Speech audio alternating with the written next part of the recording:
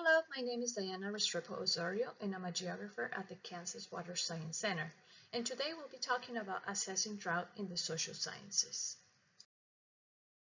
The definition of drought classifies this phenomenon as four types: meteorological or climatological drought, agricultural or soil moisture drought, hydrological drought, and socioeconomic drought.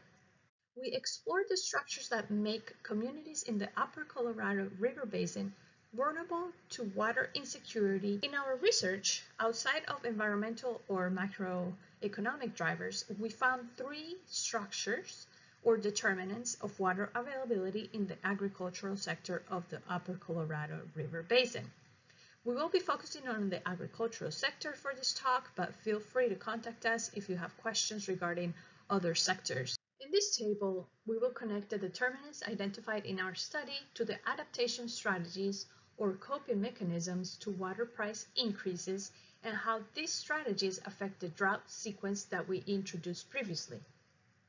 All of these dynamics within the framework of the structures, laws, and rules that you see in the left column. Starting with the economic determinants, we see that the average price of water is determined by structures like the irrigation district planning and/or federal irrigation projects. In turn, the average price of water determines the agricultural demand for water. The other economic determinant, land allocation by crop type and irrigation technology at the producer level, is managed by irrigation districts, which distribute annual irrigation supply for most producers in western United States. They also place restrictions on transfers in and out of the irrigation district and enforce the use it or lose it principle of prior appropriation, which penalizes producers for engaging in water conservation practices like deficit irrigation. In this example, the water prices increase due to decreased availability. The coping mechanisms for these economic determinants may include short-term changes to increase the intensity of irrigation management by implementing deficit irrigation, which, remember, could be penalized by irrigation districts. At the longer term, there may be a shift to higher value crops, or producers may follow low production land. In terms of the institutional determinant of land use at an aggregate scale, local, regional, state, or federal institutions determine water demand for agricultural production. In the upper Colorado River Basin, pressures associated with high water costs may lead to high-value agricultural land being converted into urban centers. This change requires less water, but may impact albedo effects, potentially increasing the temperatures at local levels.